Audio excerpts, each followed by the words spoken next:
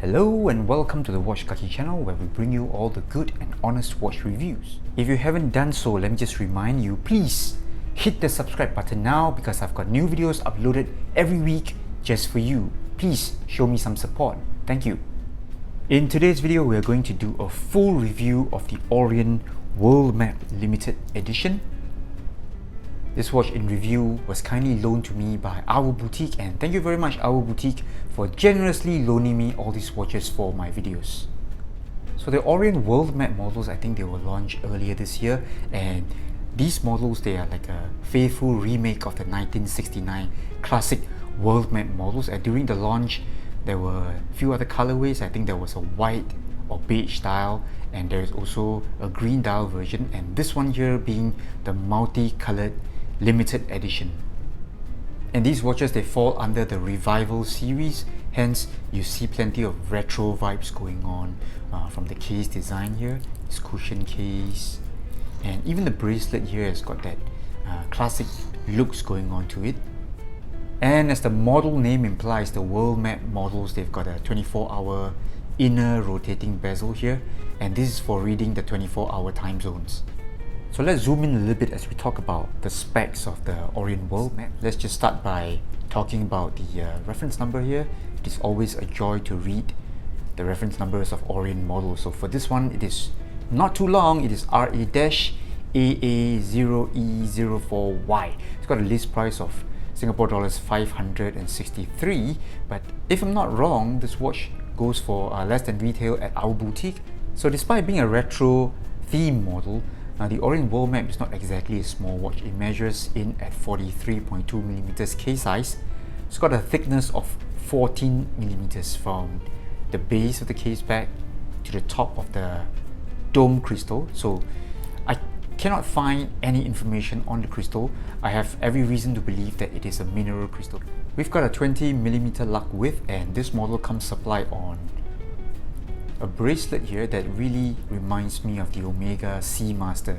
So being a cushion case, this watch here, theoretically has no lugs. So I'm just going to read off the measurements from the bottom to the top here of the case, and it measures in at 46.4mm. So we'll just call it the case height of the watch. This fluted bezel here reminds me of all those Rolex Datejust kind of thing, and I measured on my calipers. The bezel is 37.2mm. So despite not being a true diver, this watch here does have very good water resistance. It has a WR of 200 meters. So the Orient World Map here is powered by Orient's in-house movement. This is the caliber F6922. It's got a day-date complication, and I think this is more or less similar to Seiko's NH36 or 4R36, whereby you've got a day-date power reserve is largely the same, 40 or 42 hours. And with the bracelet unsized, we're looking at a brand new watch here. So bracelet is unsized, sticker is not off, tag still on. I put it on the digital scale. You weigh in at about 158 grams. So we have two mid-sized crowns here. For non-diver watches, I think 6mm crowns, they work pretty well. Both crowns are signed. The 3 o'clock crown here operates the handset and day-date settings, and over here at the 4 o'clock crown, this one here operates the 24-hour inner bezel. And I'd just like to share with you, I do find this very, very good in terms of action and how well you control the bezel. Okay, there is virtually no lag or backplay here. Very accurate. Alright, so I think they've really done a good job on this inner bezel here.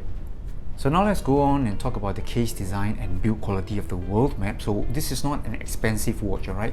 It goes for under 500 Singapore dollars, and the workmanship, the level of finishing actually shows, alright? It does show. It is nothing to shout about. The entire case here is done in a polished finish. Okay, so nothing fanciful, no bevels, mid bevels or anything like that. So it's got some really nice touch here. I quite like this fluted bezel. I'm normally not a fan of such things, but I think it fits the retro theme really well on this watch.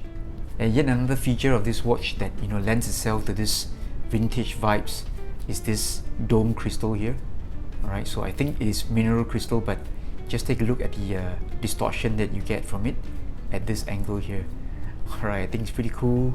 If you're a big fan of all this bubble glass kind of thing and all the weird distortion at a side angle, I think you may like this one. So another giveaway sign with regards to the quality of this watch, the build quality, is the clasp here. Okay, the clasp is really basic stuff, so it is stamped, as is the buckle. Alright, so I think we should call this part the buckle here. So the entire thing is the clasp, and this buckle here is straight up entry level. Feels thin, and I think you might be able to bend it, you know, with extra force if you press harder. So this is a sign that we're looking at a very entry level bracelet. It is still a full solid bracelet.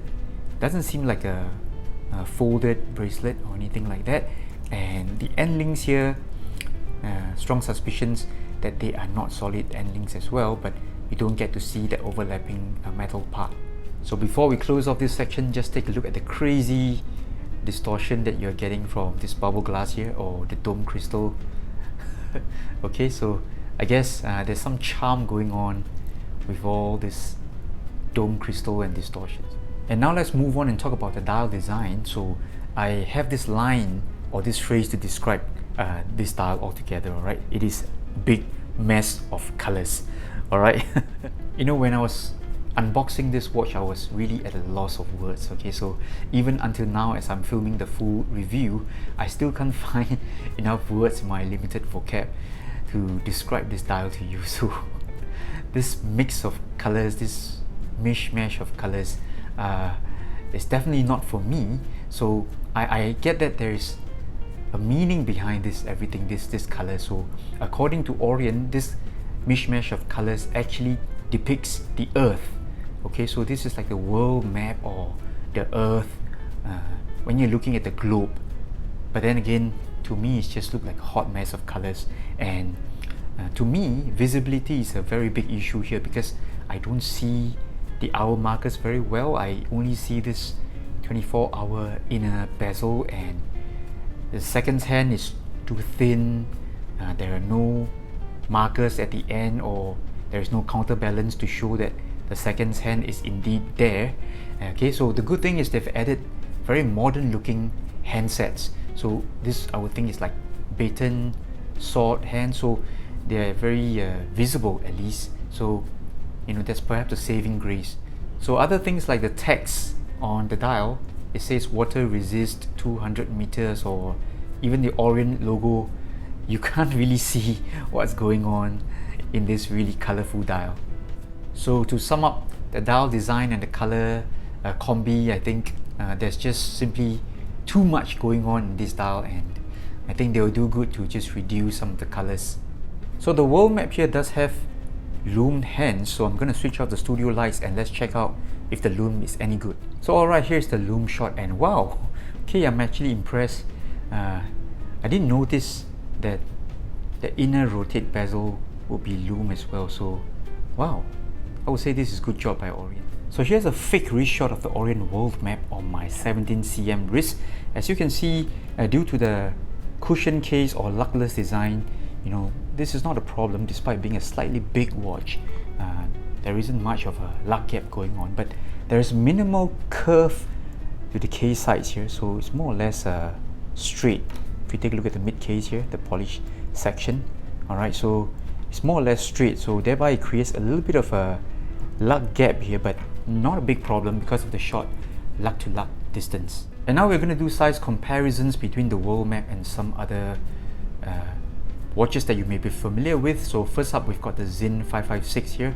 This one here, I would say, you know, it's a very classic men's watch size, 38.5 millimeters. Definitely on the smaller side of things, but here you can see, you know, how big this watch is, the Orient world map, and in terms of thickness, I think it is also, you know, much thicker. So granted, it's got a slimmer mid case, but the bottom to top of crystal 14 millimeters on the world map, and on the Zin here I think it's about 11 or 11.5. But when comparing to a bigger watch, so the Seiko Turtle is considered a large diver, 44.5 millimeters case size. So in terms of thickness, it's actually thinner, 13.5 versus 14 millimeters, but you can't really see it because of the rather slim mid case here. So there you have it. That was my full review of the Orient World Map Limited Edition. So this one here may not be for everyone, this model.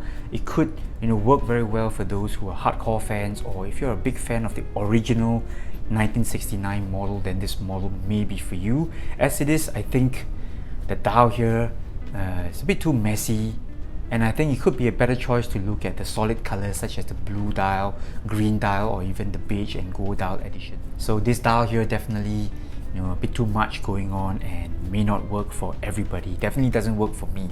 Alright, so let me know your thoughts in the comment section below. This is the Watch Kaki from Singapore. We're signing off. We'll see you next week. Bye bye.